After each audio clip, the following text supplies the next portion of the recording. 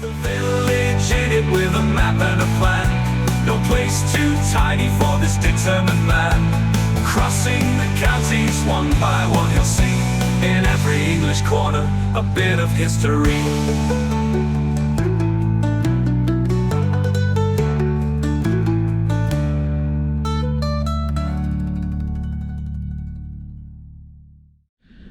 Hello folks, welcome back to South Derbyshire again. It's Friday, we've made it to another weekend and Christmas is just around the corner as well, so that's good, isn't it? Got two things to look forward to today. Now then, we've got a really tiny one for you in this part of Derbyshire today.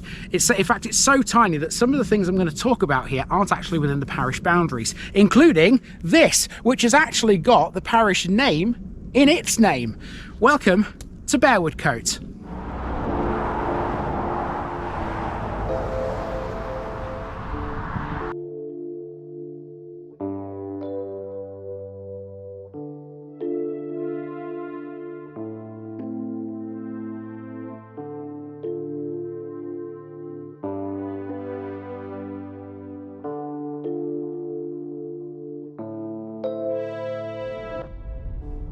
Bearwardcote, Bearkeeper's Cottage. Wrapping up the week in South Derbyshire, we have one of its smallest parishes. In actual fact, this might rank as one of the tiniest in the entire country. There's no walking route here. It was kind of impossible to make one. It was almost impossible to even set foot in the boundaries, and as you know, that's what makes a visit count. Luckily though, there are a couple of spots which allow it, so we're all good here. This is Bearwardcote, which last recorded a population of less than 30 people. This tiny scattered hamlet is about 3 miles away from Mickleover, the Derby suburb that keeps ever expanding outwards. How about that for a name as well? Bearwardcote. It literally means Bearkeeper's Cottage. It's a bit hard to believe, but in Anglo-Saxon times, bears were kept for the purposes of diversion or baiting. The officer in charge of them was called the Bearward, hence Bearwardcote points out his place of residence. Don't worry, there are no bears here now. Generally it's farmland and a few scattered residences, and none of them belong to a bearkeeper. Historically, the hamlet is a little bereft of anything, save for a couple of archaeological sites from the Roman, Anglo-Saxon and Iron Age and Celtic periods at Bearwardcote Farm. That's off limits to us though, as is most of the parish. As such, I had to be a little creative here. I've included some bits that belong to Etwall because they generally made more sense here. Otherwise, there may have been no video at all. Let's go. We start with Bearwardcote Hall, which is a residential care home these days. Now, when talking about Bearwardcote Hall, you could theoretically be talking about two separate places. The current hall is not the original. That was pulled down in 1790, but its former moat and bridge still remain today. Then of course there's this residential home, which has been owned and run by the Thompson family since 1987. Since then, they and the staff have worked hard to provide the highest quality of life and individual care possible for all of their residents and families. It's been here a lot longer than that though. Originally it was a massive house, and the building was constructed in 1890 for Henry Newton, once the master of the Mainel hunt.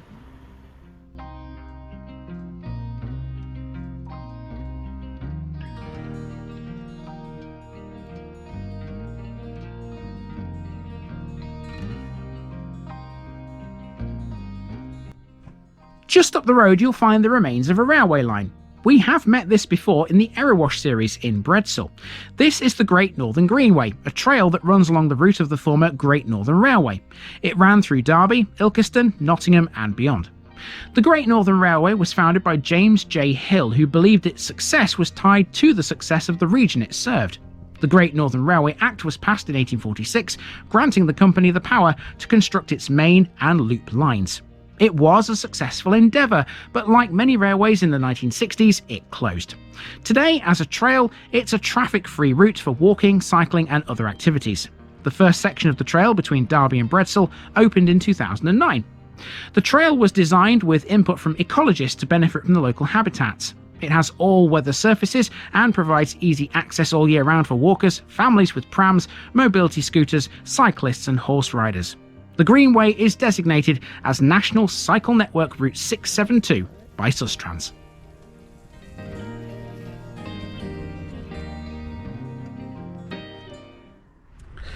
Okay, so far we've seen a couple of landmarks that aren't actually in Bearwardcote Parish. These two things we've already covered. They're not in it. They're on the boundary, but they're not quite in it, I'm afraid, which means we need to cover some bits that are. Otherwise, this visit kind of fails, doesn't it? Well, luckily, there is one thing which I can cover, which will mark our visit, shall we say. We need to get onto the A516 to do so, though, because the thing in question is off that. So I suppose we'd better get down off this bridge. After driving onto the A516, I pulled up in this little lay-by on the left-hand side and took a little walk. This was done so that I could at least see one of the most historic sites that Bearwardcote has to offer.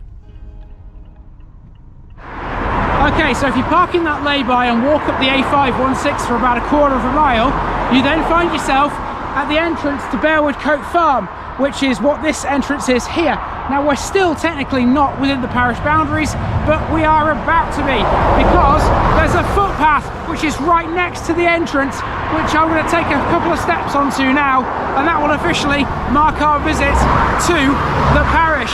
Also, there's a reason why we're here, because I'm going to show you when I'm on that footpath, there's a big clump of trees which is sort of in front of the farm, and that's important historically. Bearwardcote Farm is the site of the original Bearwardcote Hall. It's where the trees are between here and the farm itself. The moat, which still remains, is now almost dry, and both that and the stone bridge used to cross it are the only real clues to the hall's once existence. There are some bits of building debris visible on the island too, but we can't access that, it's private land. The island measures about 75 by 50 metres. It's now known by the locals as Bearwardcote Old Hall. It was in 1658 stated to be a good house. As well as the moat, it also had a gatehouse, 2 orchards, a fair garden and a little stable, all lying within the confines of the island. The house seems to have been L-shaped with a double east-west range of 2 stories, and it contained much stained glass. It was sold to William Turner of Derby late in the 17th century by Ralph Bonington. Earlier owners included John Cockayne of Hatley in Bedfordshire and the Bakepriest family from Barton. The earliest holders of the estate were the Chambrys family, whose record of possession goes back to around 1100. The house was demolished in 1790 by Robert Newton, who acquired the estate in that year from ex-Superius Turner. So I guess you could say that Bearwardcote does have its own bus service, because there is a bus stop right here. But of course, the A516 is on the parish boundary, so it's a little bit sort of tenuous. I know people like things like that, though. I certainly do. So the parish boundaries are certainly of interest to me. Now, to finish this episode off, all we're going to do is drive along the A516, because even though it's not part of Bearwardcote, or for the most part it's not part of Bearwardcote, I think this is an interesting road, and we'll see why. Lastly, let's talk a bit about this road, the A516. Part of it forms Bearwardcote's southern boundary. The A516 runs from the A50 at junction 5 to the A601 in Derby. The road is used mostly by traffic wishing to access the A38 from the A50. The road begins in Hilton, and as a trunk road bypasses Etwall, crossing the former Great Northern Railway. At a cost of £2.6 million, the Etwall bypass opened in February 1992. Approaching Mickleover, it becomes a dual carriageway before passing the Mickleover Court Hotel and entering Derby. The road used to pass right through Mickleover, but now that stretch has been downgraded to a lesser road known as the B5020. The Mickleover bypass cost double that of Etwall, some £5.2 million, and it's older too. It first opened to traffic in 1975. Where the road hits the A38, it becomes 3 lanes, passing the Mickleover golf course to the right. It meets the B5020 at a large roundabout, which has Mickleover's Aldi store, among other things these days. At that point, you're also close to the newly extended Royal Derby Hospital. And that's where we'll leave it, because by this point, we're well out of the Bearwardcote boundaries. There's nothing quite like, though, a bit of bonus content.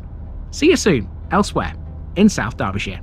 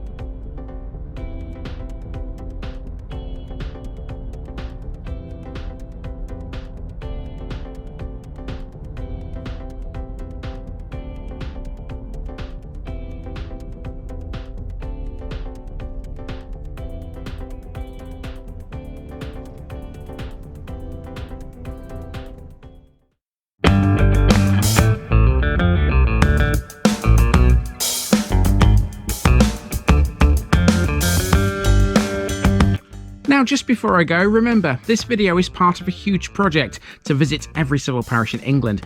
That's more than 10,000. These routes are pre-planned, and due to time constraints, I can't cover every detail or walk down every street. Please don't complain if this video missed something out. I pronounce names how I choose to.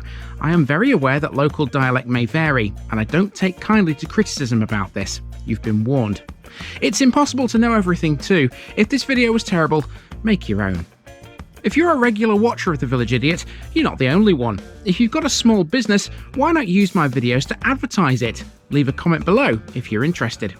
And finally, thanks for watching this episode, everybody. Give us a like and a subscribe if you've enjoyed this episode, and share it with your friends and relatives. It all helps to keep this mission going. Until next time, I've been Andy, also known as The Village Idiot, and I'm out.